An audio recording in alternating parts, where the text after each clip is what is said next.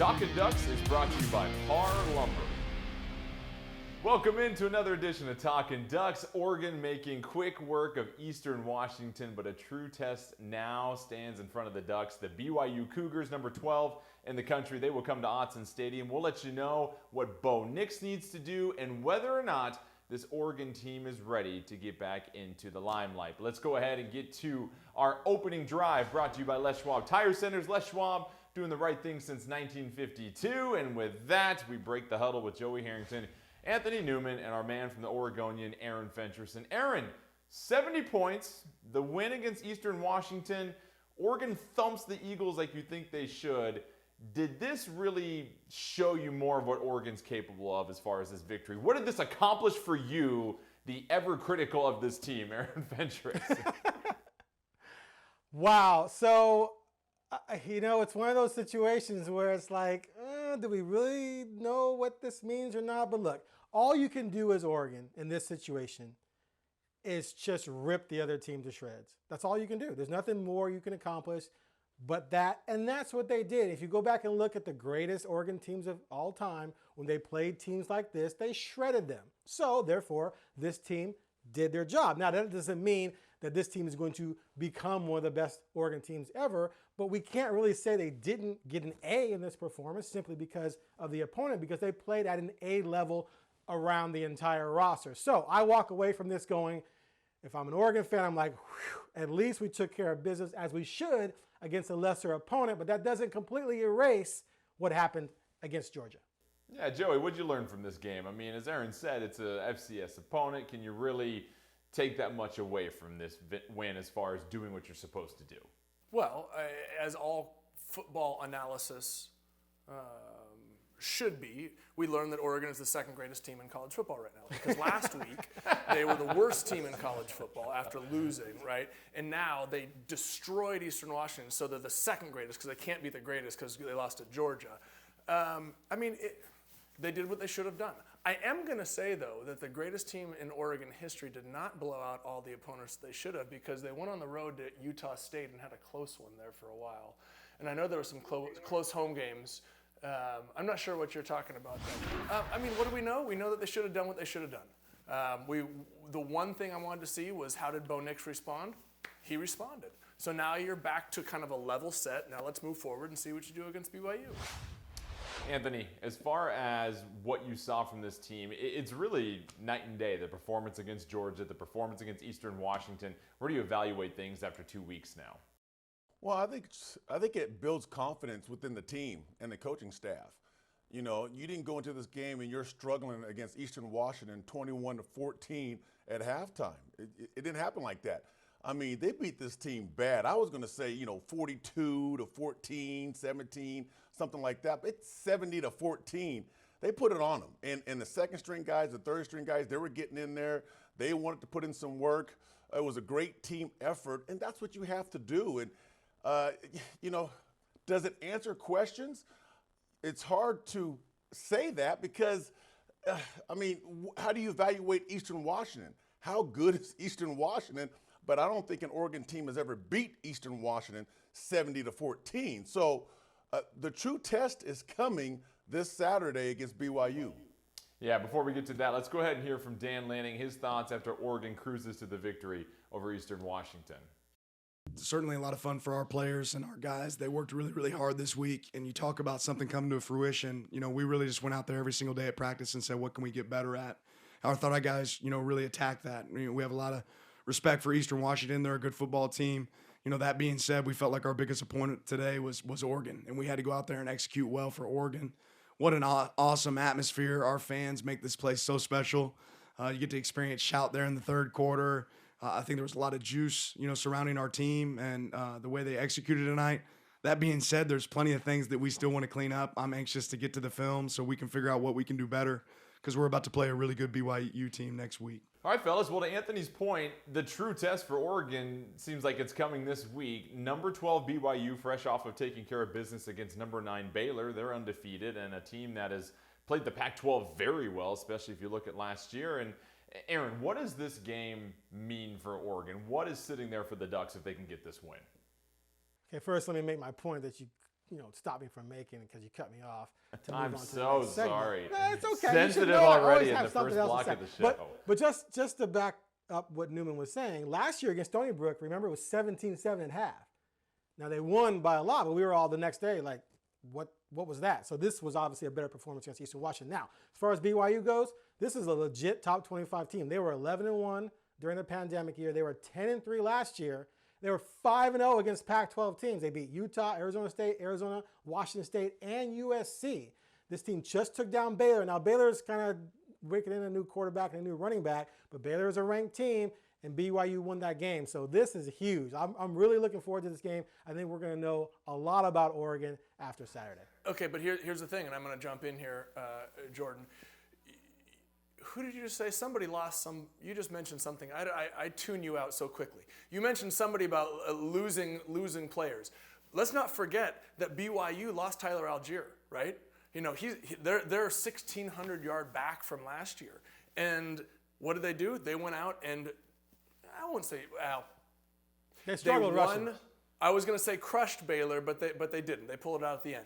But they won a game against a top 10 team, right? This is a scary football team. This isn't just a team that was carried by an exceptional running back last year. This is Jaren Hall, who is continuing to be the steady rock of a quarterback. This is a Kalani Sitake team, Aaron, like you said, that every single year, especially for the last 3 years, has continued to get better. Like, this is the epitome of one of those really solid BYU teams that top to bottom, there really aren't many weaknesses on this football squad. Yeah, and real quick, Anthony, I mean, really, this game, you rarely get a non-conference opponent that's ranked in the top 15 coming to Autzen Stadium. And for Oregon, this is potentially a redemption chance for everything that was sour in their mouths after that game against Georgia. You get a win against BYU, now you're sitting 2-1 and in pretty good position, I imagine. Well, I'm trying to keep myself together because, Joey, did you say I tune you out, Aaron, after a certain amount of time? You don't listen to what Aaron's saying? He I records tune him my out takes and listens to them as he falls asleep at night. Don't let Joey lie. The key is that I listen to your takes to put me to sleep. That's how it kind of I walked into that one. Hey, I tune him out also, so I don't even listen to him. Anyway, if you beat BYU, now the country will wake up and go, oh, okay, Oregon is not that bad. You knocked them out of the top 25, but they went and beat BYU at home. That's a good win. That's a real good win. Now, again, nationwide, how much do people respect BYU like they should? I think they should, but a lot of people don't. I know they're ranked 12th right now and a very good football team. This is going to be a dogfight. It really is, and it's going to show who has the better team and who can go the distance, because I think this sets the season for you. You win this football game, I think you're going to be on a roll. Yeah, it's a really good point, Anthony. A lot of things on the table still for the Ducks if they can get this win. When we come back on Talkin Ducks, we'll break down Bo Nix's performance, much more improved at home at Autzen Stadium. What will Oregon need from him against BYU? We'll let you know when we come back.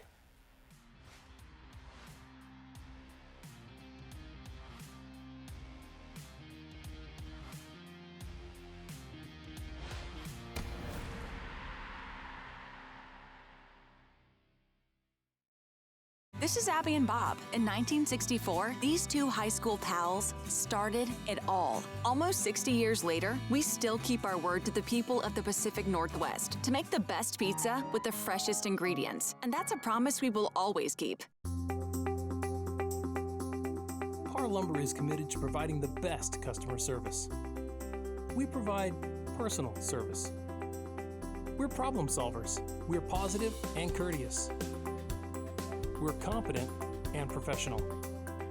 We are committed to delivering exceptional service every time. We're appreciative and we care. We are Par Lumber.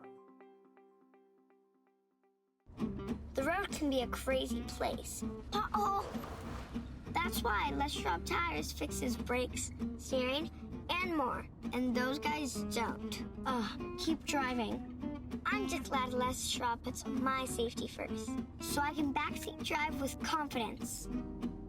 Hit the road safely with Les Schwab and save up to $200 when you buy select tires with financing.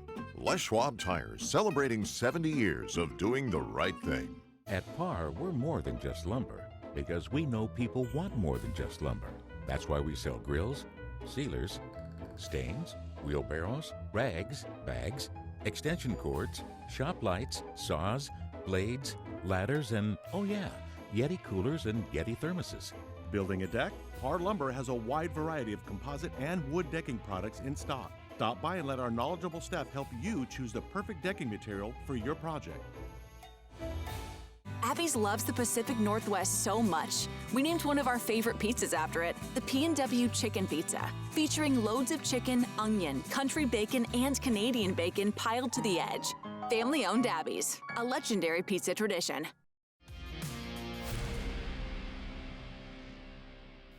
Welcome back. It's time for some excellence on the field presented by Ferguson Wellman. Ferguson Wellman taking a disciplined approach to investing. Well, Bo Nix, much more improved in week 2 when you're facing an Eastern Washington defense instead of a Georgia defense, but nonetheless becomes one of the only few quarterbacks in Oregon history to throw 5 touchdown passes, joining Justin Herbert as a familiar name. And so, Joey, you look at Bo Nix and his performance, and mentally I imagine you get rocked against Georgia. To come back and perform this well at home, regardless of the opponent, that's got to feel good for any quarterback.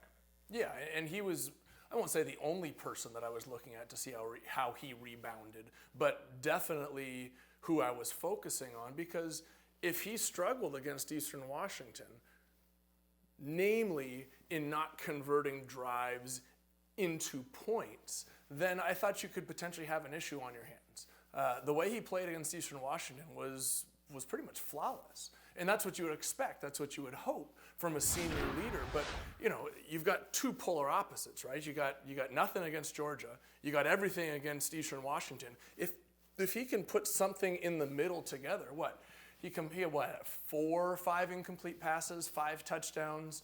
I mean, just go out and have a steady day, right? That's always been the knock on Bo, is that he's either up here or he's down here. And Oregon needs him to be somewhere right about here if they're going to have a consistent chance of winning every week, especially against a really tough, solid BYU defense.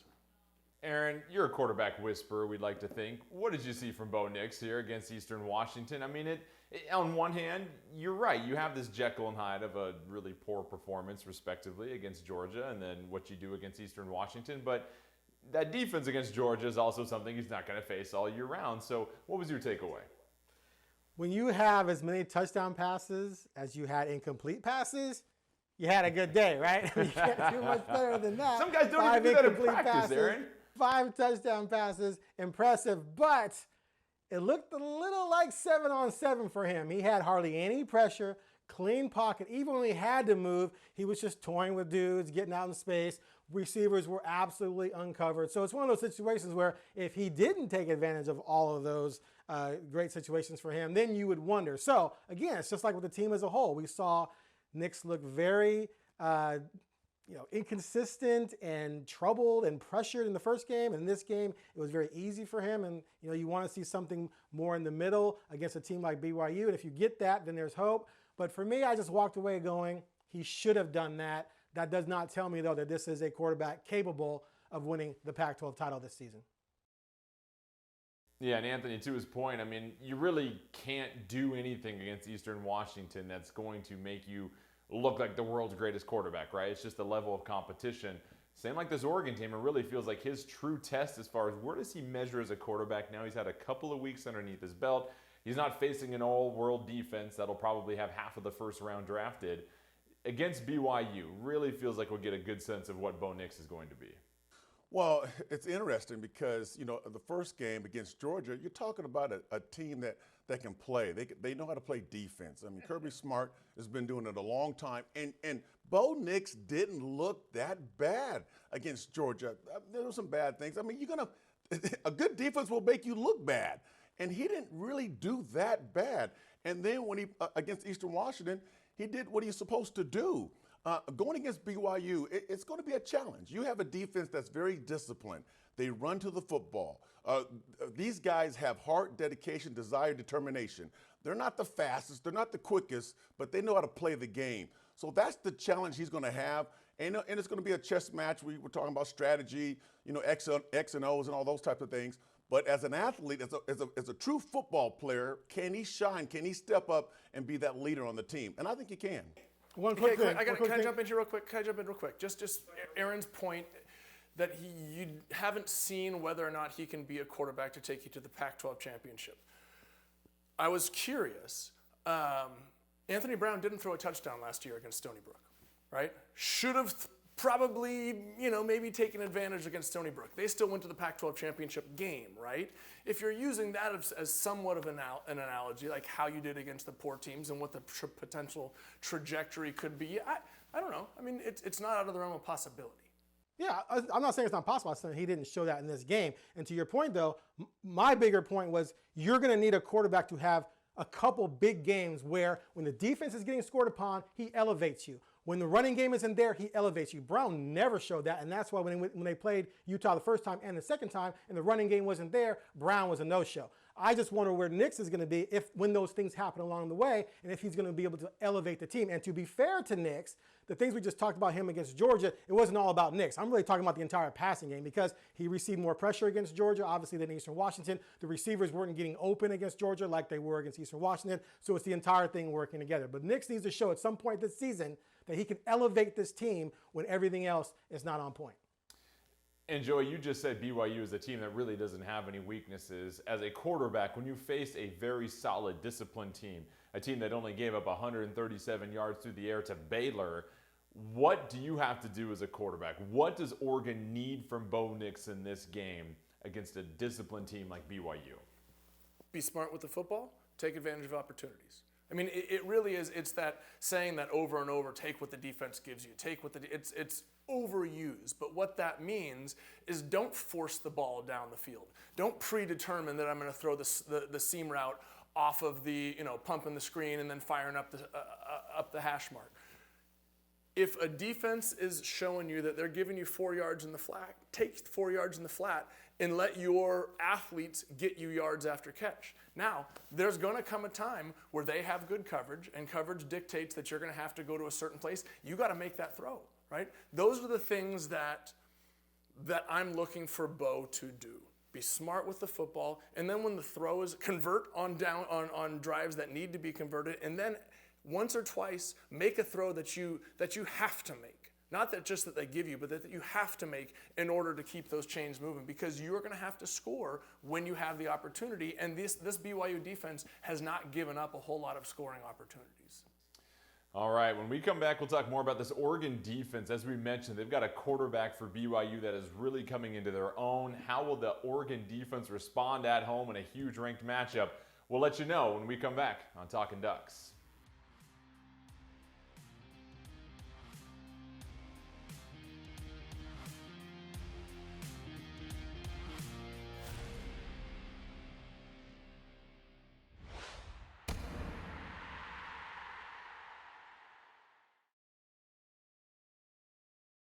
This is Abby and Bob. In 1964, these two high school pals started it all. Almost 60 years later, we still keep our word to the people of the Pacific Northwest to make the best pizza with the freshest ingredients. And that's a promise we will always keep. Par Lumber is committed to providing the best customer service. We provide personal service. We're problem solvers. We're positive and courteous. We're competent and professional. We are committed to delivering exceptional service every time. We're appreciative and we care. We are Par Lumber. The road can be a crazy place. Uh-oh! That's why Les Schwab Tires fixes brakes, steering, and more. And those guys don't. Keep driving. I'm just glad Les Schwab puts my safety first, so I can backseat drive with confidence. Hit the road safely with Les Schwab and save up to $200 when you buy select tires with financing. Les Schwab Tires, celebrating 70 years of doing the right thing. At Par, we're more than just lumber, because we know people want more than just lumber. That's why we sell grills, sealers, stains, wheelbarrows, rags, bags, extension cords, shop lights, saws, blades, ladders, and, oh yeah, Yeti coolers and Yeti thermoses. Building a deck? Par Lumber has a wide variety of composite and wood decking products in stock. Stop by and let our knowledgeable staff help you choose the perfect decking material for your project. Abby's loves the Pacific Northwest so much. We named one of our favorite pizzas after it, the P&W Chicken Pizza, featuring loads of chicken, onion, country bacon, and Canadian bacon piled to the edge. Family-owned Abby's, a legendary pizza tradition. Welcome back to Talkin Ducks. Let's get to the Oregon defense here. Obviously, big, impressive victory against Eastern Washington. I imagine, Anthony, it's more the same, like we talked about with the offense, where you weren't really going to get a true idea of the capability of this Oregon defense. They did what they did and what they were supposed to against Eastern Washington. So any takeaways real quickly before we pivot to the matchup against BYU? Well, that was a team defense victory, really, because the defensive line, Brandon Dorless, DJ Johnson showed up. They got a couple of sacks, put pressure on the quarterback, held a very good quarterback to what I think it's 87 yards total in the passing game, and then didn't allow the running game to get going. And then the DBs, Gonzalez got a pick, played great defense, man-to-man coverage. So you saw guys flying around, and Justin Flo and Sewell were leading that team. But it was funny when you look at the stats. No one really led the team in tackles. Everybody had like 3 to 2 tackles all the way through. About 8, 9 guys had 3 or 2 tackles, which is great because that means a lot of guys are getting to the ball carrier. They're running to the ball, and that's what you need in the defense. And you're going to need it against BYU with their quarterback. And you mentioned the quarterback, Joey. You were talking about him earlier. Jaron Hall really starting to come to his own for BYU. What's the challenge for this Oregon defense? What does he present as an opposing quarterback? Well, I mean, the challenge is stopping a quarterback that is really starting to take control of the game, right? Last year, I almost feel like he was the beneficiary of Tyler Algier, and it was run first, and Jaron Hall was the beneficiary of the situations he'd create. Now they're essentially running back by committee, and the pressure is squarely on Hall's shoulders. The thing that I would be looking for if I was Oregon's defense is I got to get pressure on Jaron Hall, not because I think I can pressure him, but because his leading wide receiver right now is a freshman. Chase Roberts is by far the guy who he is looking for. Last year was, again, receiver by committee. This guy who's a freshman, you hope that as a defense you can create pressure and then, I don't want to say fool the freshman wide receiver, but right, just create the wrong route. Get into a coverage that forces him somewhere, ball goes up, now you make a play on the ball, right? Those are the things that quarterback and wide receiver, when you've had a lot of time to work together, they can perfect those hot reads. They can perfect where I want to go versus pressure. But when you've got a brand new freshman out there with an experienced quarterback, those are the type of things that you could potentially take advantage of. Aaron, what else are we seeing from this BYU offense? Because again, Georgia, they're very talented. They got the ball out in space. Oregon gave them a cushion and then couldn't really make a lot of those one-on-one tackles. BYU might be more of a true test for this Oregon defense. Who else stands out to you? One quick point on Eastern Washington. Eastern Washington traditionally has really good offenses, so what Oregon did to them could be very impressive down the line if Eastern Washington no Cooper Kupp. It ain't the same. It ain't the same when Vernon Davis was there. No, I'm just saying Eastern Washington in the past has had really good offenses, so the fact that they held them to 200 yards is impressive in and of itself. But anyway, back to BYU. So Joey made the point about the freshman receiver who kind of emerged this past week with 122 yards and a touchdown, 6'4" kid. If he's their number one receiver coming into this game, I think BYU is done. But if they get their other 2 dudes back, then it's going to be a little bit of a trouble because one kid, Puka Nacua, had 800 yards last season on 18 per catch. He's their true number one. And then Gunnar Romney missed last week too. He's another good receiver, probably not on the level as the freshman, but that gives you 3 good targets with 2 having some experience. Now, Puka had an ankle injury. He's more likely to return according to multiple reports. Romney is less likely to return with an undisclosed injury. But like I said, if it's just a freshman, I think Oregon shuts this team down. If it's all 3 working together, I think they're going to put up some numbers. Yeah, and Anthony, this isn't the same BYU team that was running the ball down people's throats last year. So if you're Oregon, how do you slant your defense in this one? Is it one where you're going to respect both run and pass, or are you going to try and force BYU to be one-dimensional? I think it's real simple with the coaching staff, with your defense, trying to slow them down. You have to be disciplined against this football team because, BYU is coached very well. These guys are very disciplined as they play offense and defense. And as a defensive guy, if you have a certain guy, you need to keep your eyes on a certain guy. If you have your certain reads, you need to key those reads and believe and trust those reads. And that's how BYU will get you sometimes in certain, they're not trickery wise, but just mislead you in certain ways. Then you think you have a guy and you don't have a guy, because BYU keeps coming at you. That's what they do. They play for 4 quarters. They will play to the end, till the clock strikes 0. You got to play 4 quarters of defense against these guys, and you got to put pressure on the quarterback, which that's what I want to see, pressure on the quarterback. All right, don't go anywhere. When we come back, we'll talk more about the Oregon offense, how they can attack this BYU defense, getting set for a huge ranked matchup at Autzen Stadium. Plenty more Talkin Ducks when we come back.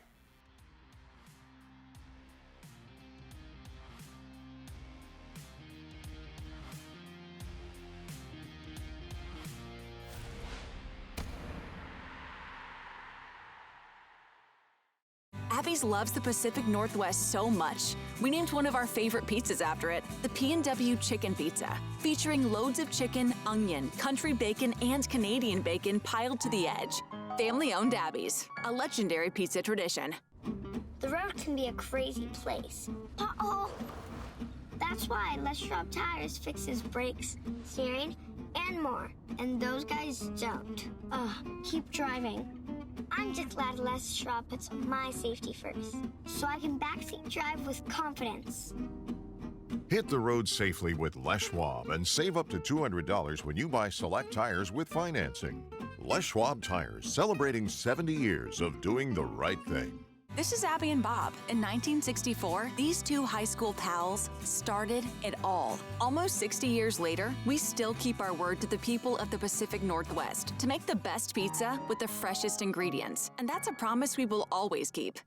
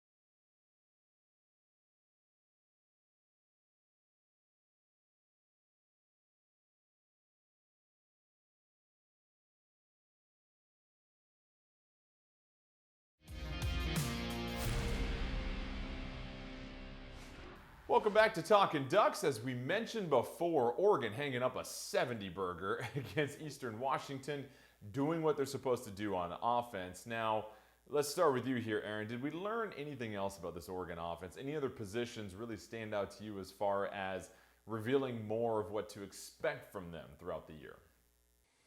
Well, the receivers made plays because they were open against an inferior defense, but we kind of saw these receivers do this last year towards the end of the season when they kind of emerged as a very talented group. And I think once again we saw that it's going to be running back by committee. I mean, that's just what they're going to do. You had Irving with $74, 58, Cardwell 48, Whittington 29. I mean, they spread it around.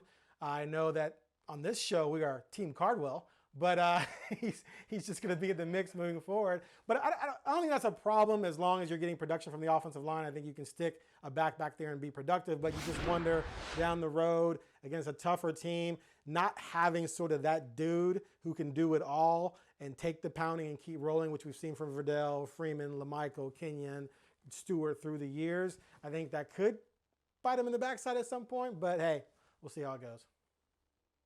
Anthony, anything else we gleaned? Well, I'm going to go back to the running backs and talk about what Aaron said about the running backs he mentioned. I think those guys are still competing for the 1-2 spot because when you look at the attempts, they all had about the same. I think, going into the game, the coach said, okay, I'm going to give you guys all 8 attempts apiece. Let me see what you're going to do, and plus with some other stuff, like blocking, catching the football out of the backfield. But I think it's still even. I like it by committee. That's fine. But As a running back, you want to get your feet wet. You want to work up a sweat. You want to get at least 12 carries, 12 to 15 carries. When you're saying 7 to 8 carries, I don't know if that's enough for a good running back that starts to get his groove as the game gets going. But so I'm looking for the running game to really, come after BYU, establish the running game against BYU's defense. Professor Harrington, any other thoughts on this offense? No, I mean, I think that we saw the people do the things necessary this last week to stop the panic, but we haven't seen truly what this team is capable of, because they've played against the best and a team that wasn't in the FBS. So I think we learned that we don't have to overreact, but I don't think we've learned anything truly about what this team is going to be offensively. I think this is going to be truly like the first real, I won't say first real test, because the first test was against Georgia, but this is going to be the first realistic opportunity to see how they stack up against teams that should be of similar competitive nature. Yeah, and Aaron, this is a BYU team that hasn't given up 300 yards yet in a game this year. Oregon 0-2 last year when they failed to reach 300 yards. So offensively, what do the Ducks have to make sure they do at home against BYU if they want to give themselves the best chance possible? Yeah, BYU allowed just 2.9 yards per carry against Baylor. Oregon's going to have to run the football to be successful this season, just like last season, because like I said, I don't think you have a marquee quarterback, so you're going to have to run the football. That's going to be your identity. When you run well, I think Nix is going to be able to play well off of that, and this is going to be a big test for them to see if they can do that against a solid team with a strong defense, just the way it is. And I think they're going to do reasonably well enough to put Nix in the position to make plays and put themselves in a position to win the game. But if for whatever reason they struggle with the run against this team, with that offensive line, red flags abound. Boy, that would just be bad news all the way around. They have to get it done up front.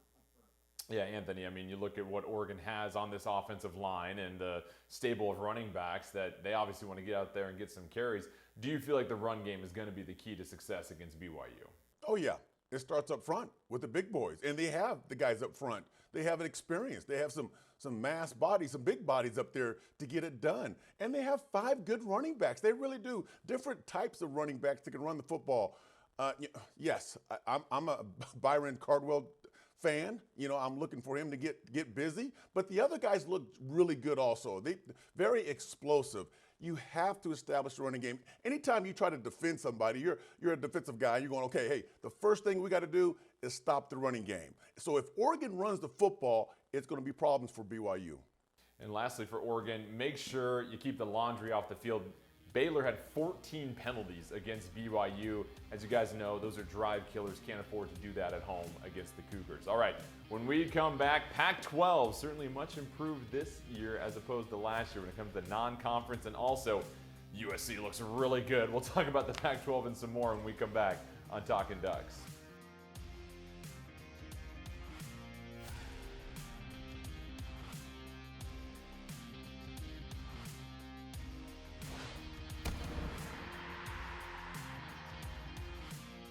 This is Abby and Bob. In 1964, these two high school pals started it all. Almost 60 years later, we still keep our word to the people of the Pacific Northwest to make the best pizza with the freshest ingredients. And that's a promise we will always keep.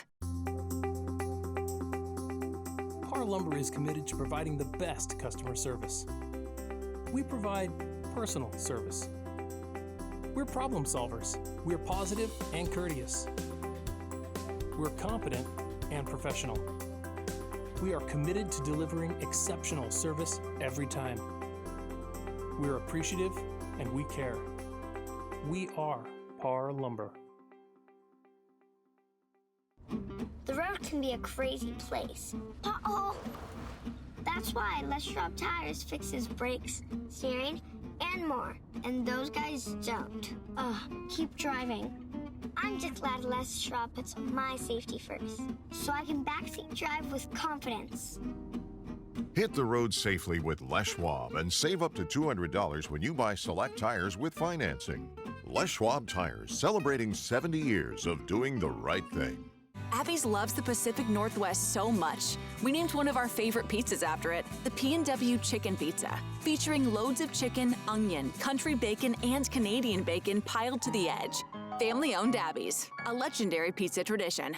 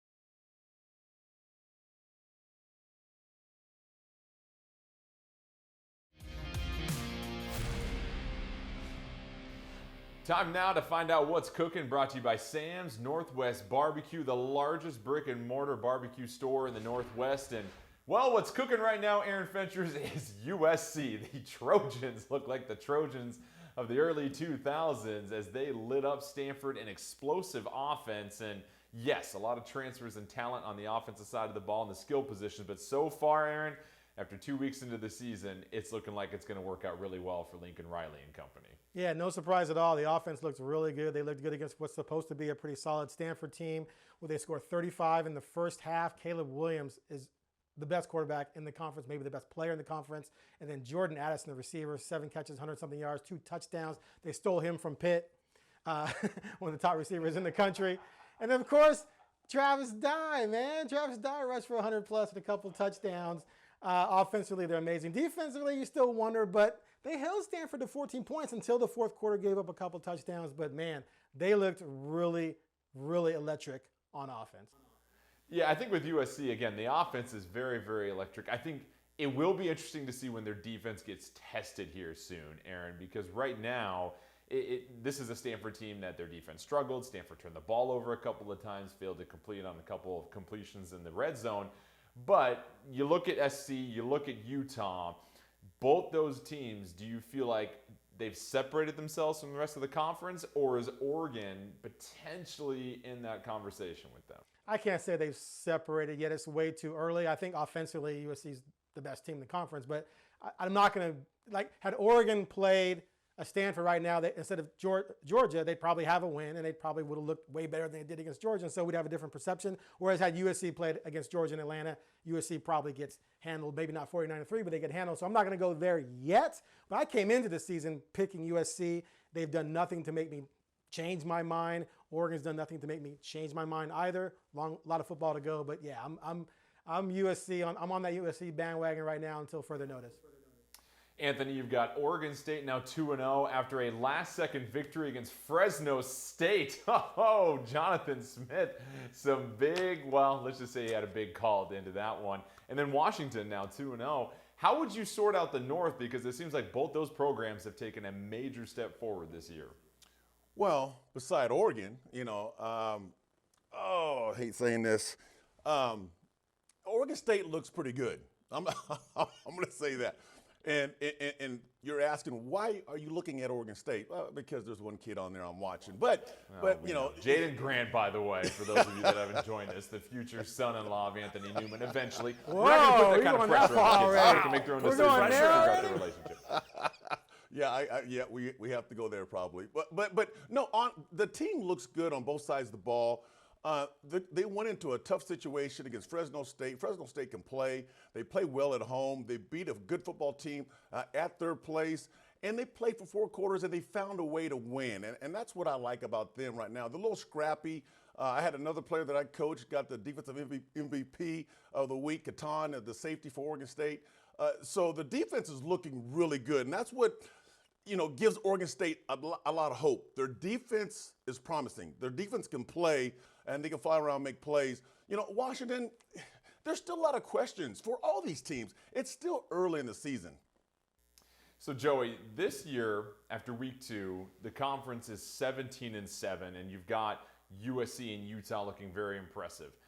Last year, the conference was 10-12 after week 2, and we talked about how the Mountain West really hammered the Pac-12 last year.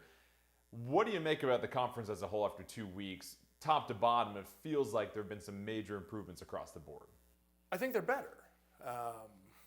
But it's also tough to get much worse. I mean, I think that the trajectory of the conference is on the right path. And I think it's honestly a little surprising. You know, you had mentioned the North, you know, Dickert at Washington State, Caleb at Washington, Jonathan Smith at Oregon State. I mean, David Shaw reinventing. Look, I know they got beat by USC, but everybody was really high on SC. They had a couple turnovers in the end zone. It's not like Stanford didn't move the football against the Trojans. Like, that was a much closer football game than, 41-28. Those are 5 good teams with Oregon in the North. Like, I think that there is improvement all around. You obviously have to see how the season is going to play out, but there are a lot of new coaches that came in and have done some good things very quickly, which are going to create some parity. And frankly, I'm curious to see how Chip and UCLA finish, you know, what happens to them as the season starts to go on. So there is definitely improvement, but I wouldn't rush to say that the Pac-12 is on par with, you know, really many of the other conferences right now until they've gone out and proved it. One last quick thought. We got to give a shout out to Washington State, biggest win in the conference this year, to go to Wisconsin and win that game. We talk about the North again here, Anthony. In my opinion, and I don't want to get too far ahead of myself, when you look at divisions, I think it's one of the better divisions in college football as far as top to bottom, and there really aren't any cellar dwellers there. But shout out to Washington State for what they did against Wisconsin. We can't forget about our friends up in the Palouse. All right, when we come back on Talkin Ducks, a deeper dive into BYU. We'll take a look back at the history and what a win would mean for Oregon moving forward against the 12th-ranked Cougars in Autzen Stadium. Plenty more Talkin Ducks when we come back.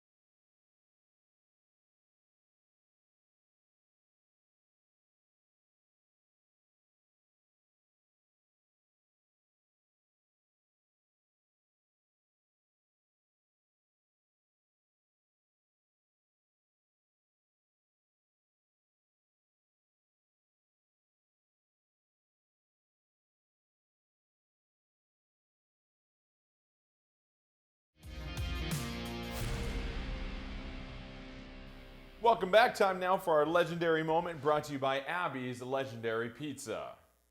You know, guys, earlier this week I had a chance to see some of the hidden talents of some of these Oregon players, and I found two guys that are pretty much ready for Yo MTV Raps. The U of O knows it's time for BYU. Green and gold getting down after white and blue. This is my prelude about this game, but you can call it a war without a name. I'm for this battle that we will face in Austin Stadium. It will take place. We're going to play it with our hearts and our soul and attempt to make it to a big college bowl. For any team we play, we wish luck, sir, because they face the Oregon Ducks.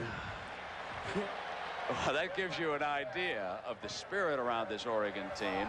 And as fresh as that was, what wasn't fresh for Oregon was in 2006 in the Vegas Bowl, where your boy was playing in some of the stankest Oregon helmets ever.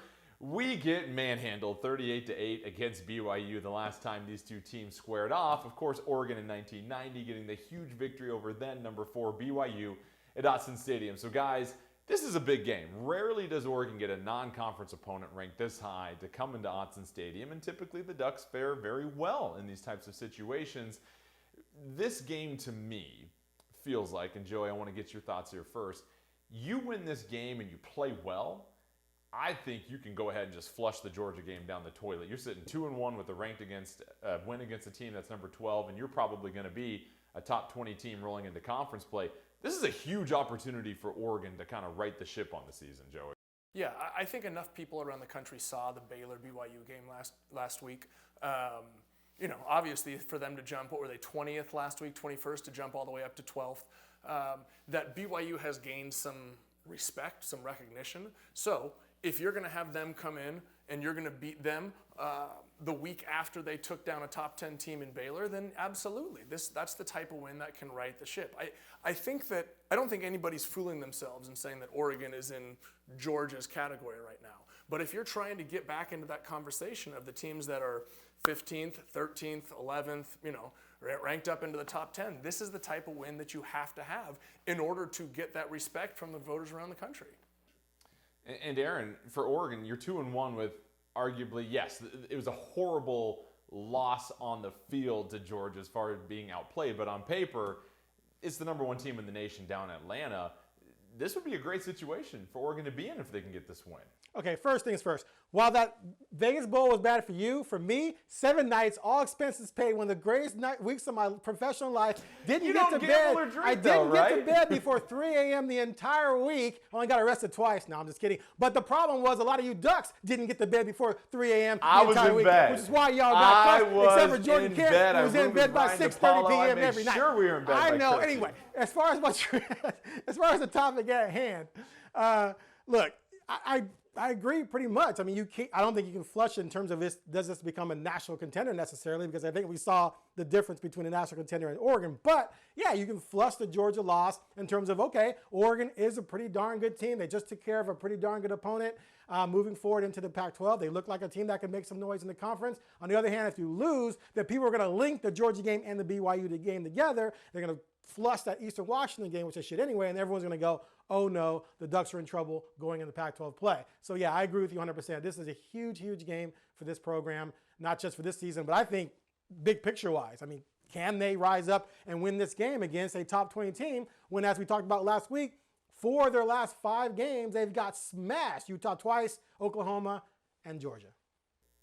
And what's interesting, Anthony, is I feel like this is one of the biggest swing games when it comes to season momentum for Oregon in years, because, again, Georgia, what do you take away from that? Not much. Eastern Washington, what do you take away from that? Not much. Here's a true test, finally, week 3 for Oregon. We're going to find out what this team's made out of. Well, the coaches understand that, and I think the coaches are telling the players, hey, you know, we're going to take some blows. This is a very good football team. We respect this football team. But if we stay together, we stay focused, we will end up on top. We play 4 quarters of football, okay, and understand that adversity will hit, but it's what you do next that's going to help us. We'll come out and we'll win this football game. But they know, and they're telling the kids, it's going to be a battle. So we have to have our best week of practice. Every day has to be a perfect day. We have to get after it in the film room and understand what this team is trying to do to us, and we should have a victory after this game. Real quick, Joey, what's your biggest concern for Oregon coming into this game? I don't know what my biggest concern is for Oregon, but I'm just laughing that Anthony, I'm realizing how much he still sounds like a coach. Like, even in this setting, like, I'm listening to him thinking, okay, I could see him standing at the chalkboard right now, and like, all right, here's what we got to do. We got to play 4 quarters of football. We got to have our greatest week of practice. Like, he's still got that coach in him. I just told that to my kids just yesterday, so I'm saying it again to my high school team. So yeah, okay. Yeah. All right, a lot on the line for Oregon as they take on number 12 BYU at Autzen Stadium. Don't forget the last time the Ducks beat BYU at Autzen, 1990, when Oregon knocked off then number 4 BYU. All right, when we come back, we'll give you our predictions and get you set up for the big game this weekend as we close up shop here on Talkin Ducks.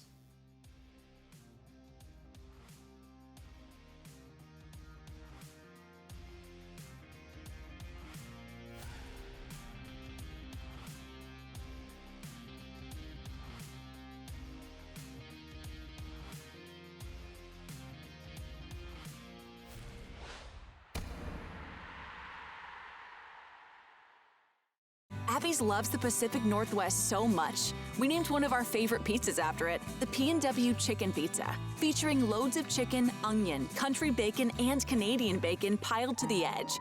Family-owned Abby's, a legendary pizza tradition. The road can be a crazy place. Uh-oh! That's why Les Schwab Tires fixes brakes, steering, and more. And those guys don't. Keep driving. I'm just glad Les Schwab puts my safety first, so I can backseat drive with confidence. Hit the road safely with Les Schwab and save up to $200 when you buy select tires with financing. Les Schwab Tires, celebrating 70 years of doing the right thing. Par Lumber is committed to providing the best customer service. We provide personal service. We're problem solvers. We're positive and courteous. We're competent and professional. We are committed to delivering exceptional service every time. We're appreciative and we care. We are Par Lumber. This is Abby and Bob. In 1964, these two high school pals started it all. Almost 60 years later, we still keep our word to the people of the Pacific Northwest to make the best pizza with the freshest ingredients. And that's a promise we will always keep.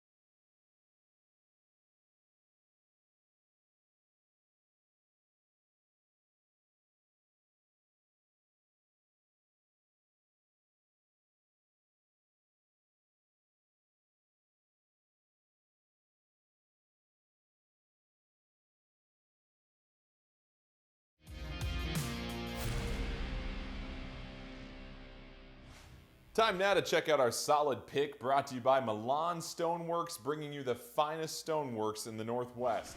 All right, Oregon, 3.5-point favorites at home against BYU. I want to get your guys' predictions and then what you're most excited to learn about this Oregon team. As we've mentioned, the theme really this season has been, what do we know? They played a team that's far superior than them and a team that's far inferior. It feels like BYU's now on the same ground as Oregon.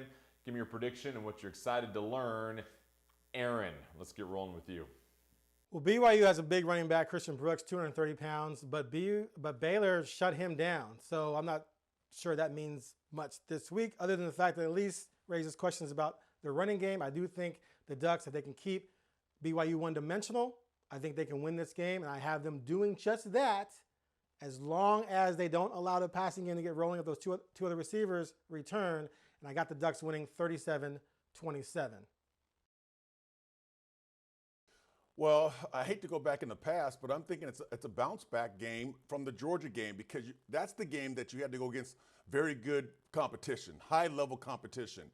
This game against BYU, high-level competition. Can you bounce back and play these guys and beat these guys? And I think Oregon's going to beat these guys. I think they're going to play 4 quarters of football and come out on top. It's going to be a battle. It's going to get down maybe to the last minute, maybe who has the ball last, drives down and kicks a field goal, scores a touchdown. But I think Oregon's going to win. Do you have a score for us? No, never scored. All right, Joey, some thoughts on this one. All right, what am I most excited to learn? I'm most excited to see what Bo is. We've seen the bad. We've seen the incredibly good. I want to see just solid, right? I want to see him make a couple throws that come at a crucial part of the game. I want to see him sustain a drive and put points on the board against a defense that plays in their subdivision of college football, right? So I think I'm going to get a chance to see that this week, and I think it's going to be reflected by the score. I think this is a good BYU defense. I don't think this is a 37-point showing by Oregon. I think it's a 24-21 with Bo Nix taking them down the field late in the game. That's what I'm calling for. It's going to be a close one, and Bo's going to show us that he can be the guy. Yeah, I'm with you, Joey. I think this will be both teams under 30 for sure with what this BYU defense does, and I think Oregon will be a little bit more deliberate about what they do. I think Oregon gets the win 28-24 over BYU. I think it's going to be coming down to the final drive of this game. And I think for me, I'm wanting to see what this defense looks like with their tackling. That's been the biggest weakness for this Oregon defense compared to the rest of the conference. We mentioned it before. They lead the conference in missed tackles. I want to see if they've sharpened that up, because no matter what you scheme, and you guys know this, if you don't make those tackles in those one-on-one situations, it's going to allow teams to sustain drives, and it's really going to be a sticking point for your defense throughout the year. So I want to see better tackling from the Ducks, and I think they can get this one. I think they get on the right foot and get off to a terrific start to Pac-12 conference play if they can get this win against BYU at home. So huge opportunity, a fun game. Enjoy the game, everybody. Thanks again for tuning in to Talkin Ducks. Don't forget, next week we'll break this one down and get you set for the conference opener against Washington State. From all of us here, thanks again, and we'll see you next time.